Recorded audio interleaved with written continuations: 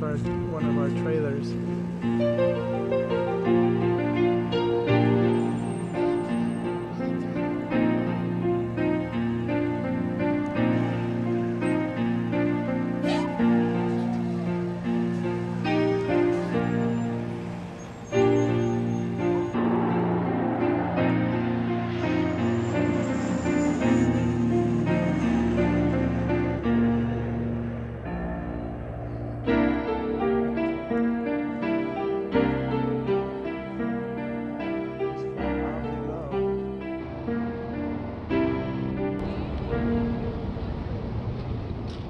Life in Southern California means living with fire danger and living with earthquakes.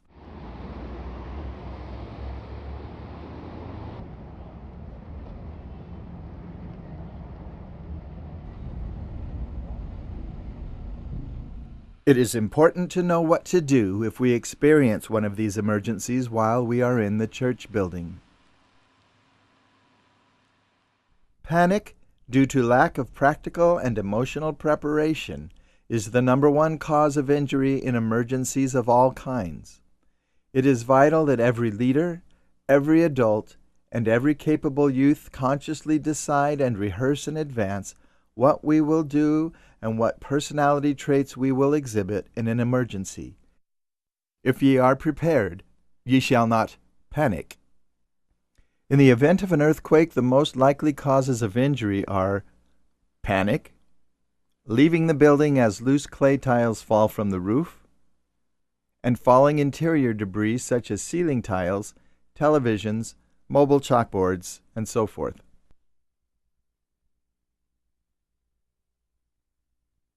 If you are in a classroom when an earthquake occurs, remain seated or lying on the classroom floor and cover your head until the shaking stops.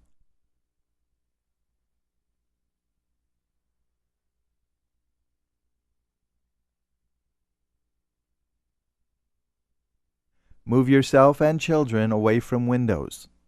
Move away from electrical outlets, as shifting walls can cause them to pop out, exposing electrical dangers.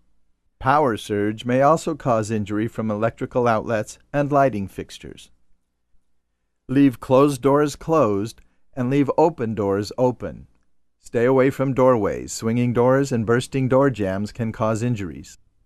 If you are in the chapel when an earthquake occurs, remain seated or drop to the floor. Cover your head and the heads of the children until the shaking stops.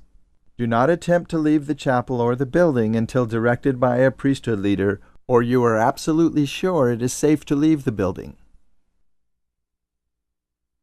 The roof of the ward building is covered by heavy ceramic tiles which may shake loose and fall off the edges of the roof during a tremor.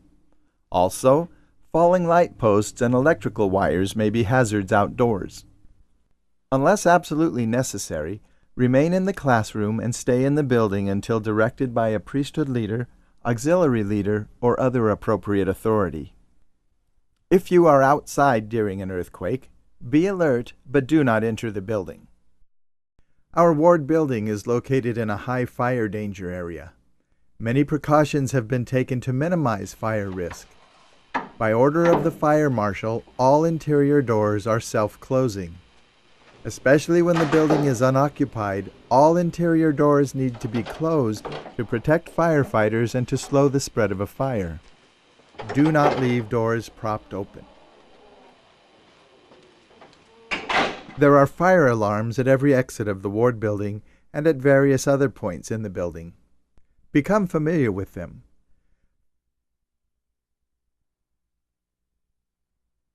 Fire extinguishers have been placed in the hallways on either side of the chapel and in the hallways on either side of the cultural hall, and also in the kitchen. Make yourself familiar of where they are and how to use them. The most likely causes of injury in a fire emergency are panic and smoke. Unless absolutely necessary, if you are in a classroom when the fire alarm sounds, remain in the classroom and await instructions from your leaders. Leave closed doors closed. If you must exit through a doorway, before opening that door, touch the door to feel for heat. The door handle may also be hot if there is fire on the other side of the door. Sniff for smoke at the bottom of the door. If you feel heat or smell smoke, opening that door could send a rush of oxygen to the fire source, causing a disaster. It is best to remain in the classroom unless you smell smoke. If you do smell smoke or are instructed to exit, leave the building through the window of the room you are in. Be sure to assist children and the elderly to exit, and brethren, be gentlemen. If you are in a hallway, restroom, or other interior area without a window when you hear the fire alarm sound, carefully exit the building by the nearest door. Do not re-enter the building until an all-clear signal is given by a priesthood leader. If you are in the primary area of the cultural hall, evacuate through the main doors they use to enter the primary. Unless absolutely necessary and are sure there is no danger, do not use the doors next to the kitchen as an exit, because the kitchen is one of the most likely places for a fire to start. Once outside, meet with other ward members in the grass quadrant between the main gate and the oak trees along Sand Canyon Road.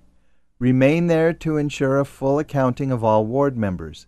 If someone has to come looking for you, safety is compromised. Please do not attempt to drive away in your car. A traffic jam in the parking lot will hamper emergency vehicle response. For the same reasons, do not walk in the parking lot. Use sidewalks to walk to the grass quadrant. If you are in the chapel when the fire alarm sounds, remain seated while leaders assess the situation as they have prepared. If evacuation is necessary, exit the chapel through both doors at the front of the chapel only.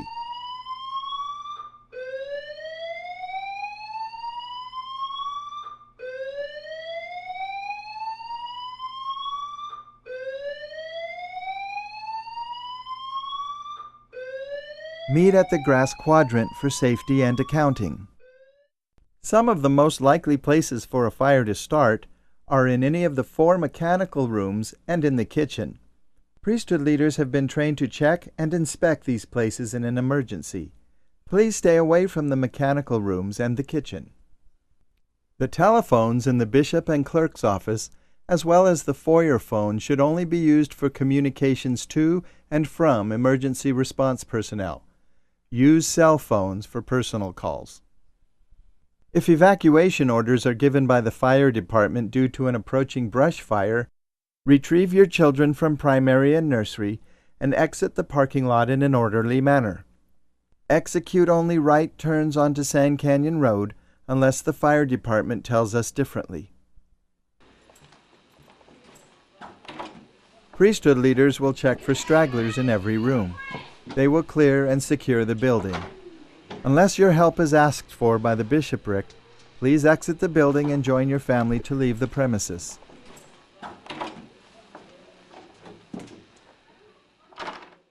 The parking lot gates will remain unlocked and open to allow emergency vehicle access until the danger passes.